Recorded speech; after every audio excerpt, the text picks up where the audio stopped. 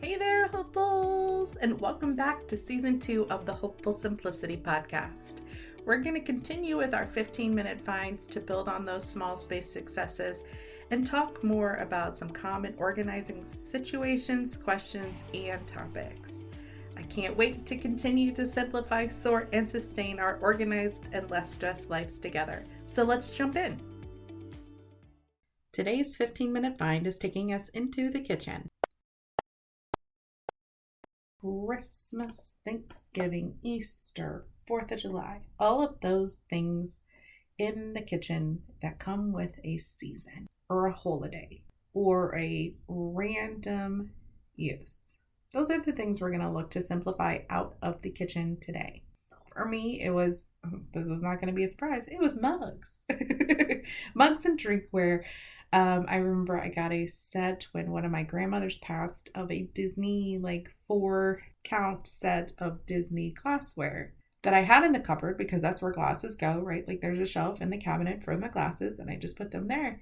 But we only use them during Christmas season.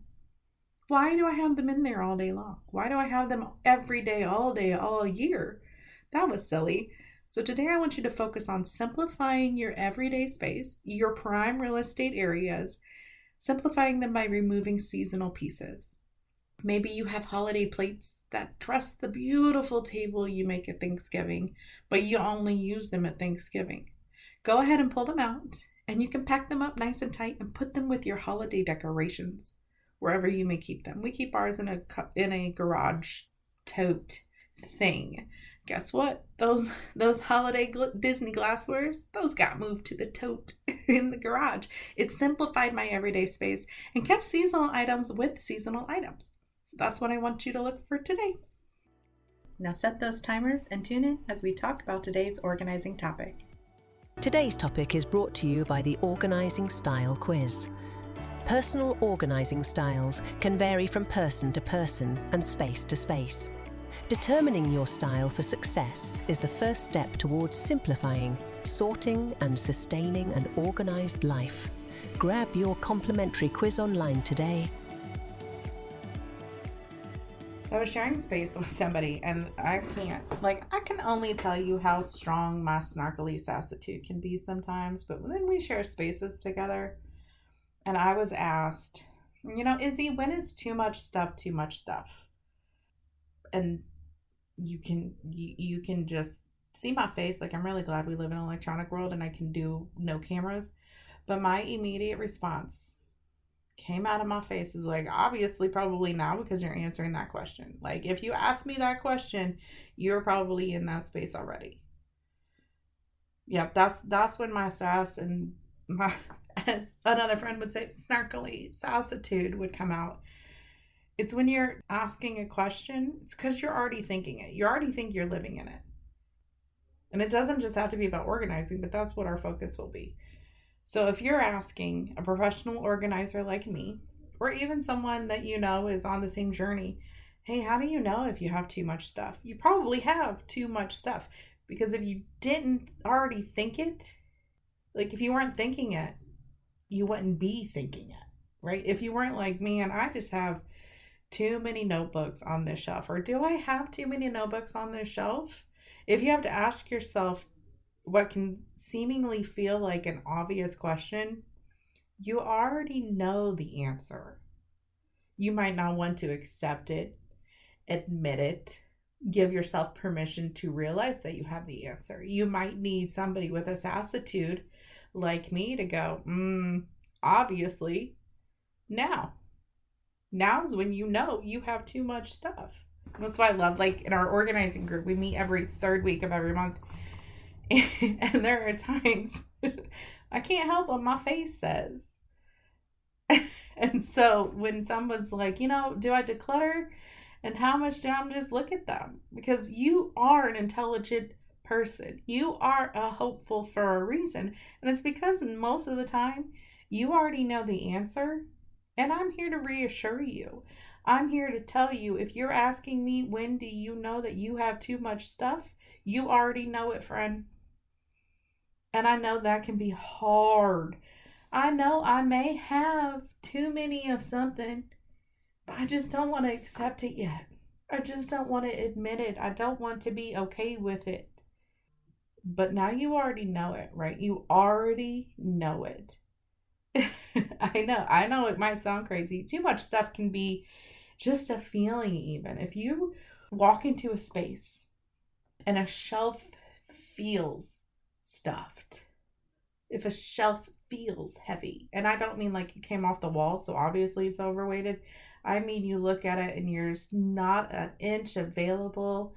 It's covering too much of the wall behind it. It just, that's a sign. That's a sign right there that, yeah, you might be to that point of you have too much stuff. And it can be even in the smallest spaces. It doesn't have to be an encompassing feeling of I have too much stuff because my house feels full. That might not be the case. You might not feel cluttered up and too much stuffed everywhere. It might just be one space. Maybe it's your desktop, not just your physical desktop, but like on your computer. Maybe it's your email box. Maybe you feel like, okay, that thing says 5,000 emails. I feel like that might be too much stuff for that space. Maybe it's your junk drawer in the kitchen and it goes clunk every time you try to get the scissors out. Maybe that's too much stuff for that small space. It doesn't have to be an entire enormous admission of I live in clutter, right? I'm scared of becoming a hoarder. It could just be this space feels heavy. This space feels cluttered up and frustrating. Maybe it feels that way because you do have too much stuff in that space. Just that small space. I mean, that's what we teach and preach here, right? Small space successes. Because it is such a small space can still feel just as heavy as a room, just as heavy as a house. My office, if it's messy, if it's cluttered up, if it's feeling like too much stuff, it can feel like my whole house is a mess. It doesn't have to be a big, broad, giant lift because even the small spaces can feel too much. And if you feel too much in one space, you're going to carry that around. You might not see it in all the other spaces. It might not be the same in the other spaces, but that weight is still on you. That nagging in the back of your head is still there.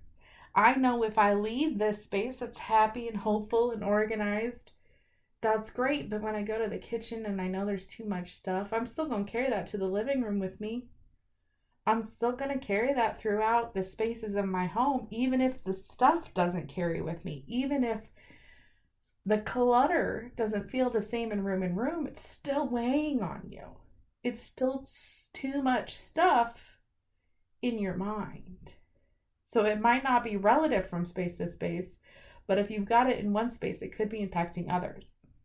So if you're asking what may seem like an obvious question, when is too much stuff too much stuff? You already know the answer, friend. You're already asking the question. I believe you already know the answer. But I'm here to tell you, if you're asking me the question, now is when too much is too much, because you're already asking the question. Today's episode was sponsored by the monthly membership group. Are you looking for guidance along your organising journey? Ready to get some answers to your organisation questions? Or even just looking for some accountability in achieving your goals? The monthly membership group can help with all of that and more. To see if the group is the right fit for you, find details and clips at hopefulsimplicity.com. And that's it for today. Be sure to subscribe, like, and share this with all of your favorite friends. And until next time, stay hopeful.